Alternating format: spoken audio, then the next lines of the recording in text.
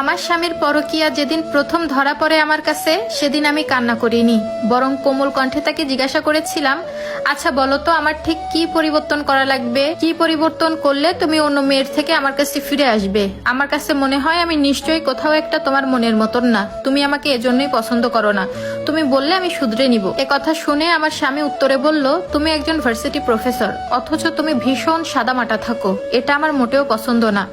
মনোযোগ দিয়ে শুনলাম আমার স্বামীর বলা কথাটা, ভাবলাম আমার হয়তোবা কোথাও সমস্যা আছে। আমি একজন ভার্সিটি প্রফেসর, যার কারণে আমি যে সব দিক থেকে ঠিক থাকবো এমনটা নাও হতে পারে।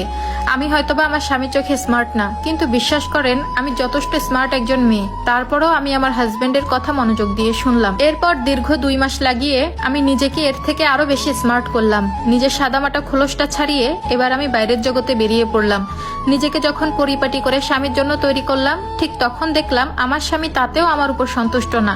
দ্বিতীয়বার আমি আবারও তাকে অন্য নারীর সাথে হাতে না হাতে একসাথে ধরলাম। সেদিনও আমি তাকে ঝগড়া না করে নরম কণ্ঠে বললাম, তুমি না আমাকে আধুনিক হতে বলেছিলা, স্মার্ট হতে বলেছিলা, আমি তো তোমার কথা মতো আধুনিক হলাম।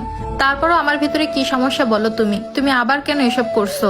তুমি যা যা বলবে আমি সবগুলো শুধরে নিব আর সেভাবেই চলবো। তারপরও তুমি এসব করা বাদ দাও, কারণ আমি শুধু তোমাকেই ভালোবাসি আর তোমাকেই চাই। তুমি শুধু একবার বলো প্লিজ, আর কি কি করা প্রয়োজন আমার, কি করলে তুমি আর অন্য মেয়ের দিক ফিরে তাকাবে না। এ কথার উত্তরে আমার স্বামী বলল, তোমার সরল সোজা এসব ধরন পাল্টাও, আমার প্রতি এত ন্যাকামি ভালোবাসা এগুলো ছাড়ো, এসব দেখলে আমার বিরক্ত লাগে।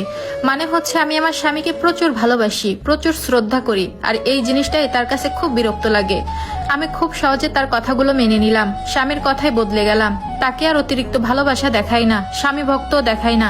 যদিও আমার স্বামীকে ঠিক মনে প্রাণে ভালোবাসি, কিন্তু এটা সামনাসামনি আর প্রকাশ করি না। এভাবে চলতে থাকে কয়েক মাস। তারপর আবারও আমার স্বামীকে আমি তৃতীয়বারের মতো পরকীয়া করতে নিজের চোখে দেখি।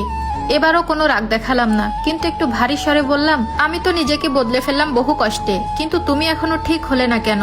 তুমি ঠিক যা যা বলেছিলে সবই তো করলাম, নিজেকে বদলেও ফেললাম, তাও কেন তুমি আমার কথা শুনলে না? কি দোষ ছিল আমার? তখন আমার স্বামী রেগে গিয়ে কি বলল জানেন? বলল, আমার তুমিটাকেই পছন্দ না, তুমি আমার আশেপাশে থাকলে তোমার অতিরিক্ত ভালোবাসা দেখলে আমার দম বন্ধ লাগে। যার স্বামী এতবার পরকীয়া করে সেই মেয়ে কিভাবে এত শান্ত থাকে? তুমি কি আদৌ আমাকে ভালোবাসো? তুমি যদি সত্যি আমাকে ভালোবাসতে তাহলে তুমি আমাকে অন্যর সাথে দেখে রাগ দেখালে না কেন? একবারও রাগ দেখিয়েছো আমাকে, রাগ হয় না তোমার? আমার এখন তুমিটাকেই পছন্দ না, তোমাকে দেখলে আমার রাগ হয়। স্বাভাবিক আর 4-5টা মেয়ের মতো হতে পারো না তুমি? আমার স্বামী জোরে চিৎকার করে করে এই কথাগুলো আমাকে শোনালো। তখন আমি একটু হাসলাম, হেসে বললাম, রাগ তো দেখাতেই পারতাম, কিন্তু দেখাইনি। কেন জানো? ভালোবাসার মানুষকে কখনো রাগ দেখিয়ে ভয় দেখিয়ে বেঁধে রাখা যায় না, তাকে আদর দিয়ে ভালোবাসা দিয়ে আগলে রাখতে হয়। শোনো, আমিও রক্ত মাংসের মানুষ, আমার রাগ অভিমান সবকিছুই হয়, কিন্তু আমি চেয়েছিলাম আমার ভালোবাসা দিয়ে তোমাকে ফিরিয়ে আনবো, কিন্তু দিন শেষে দেখলাম আমার সবকিছুই ব্যর্থ চেষ্টা হলো।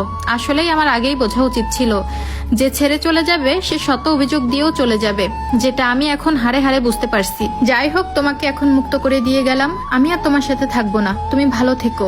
আর এই স্টোরিটা থেকে আমরা একটা শিক্ষা নিতেই পারি যে কাউকে মাত্রা অতিরিক্ত ভালোবাসা দেখাতে নেই, আর সে যদি একবার বুঝতে পারে আপনি তাকে প্রচুর পরিমাণ ভালোবাসেন, বিশ্বাস করেন সে আপনাকে বাঁচতে দিবে না।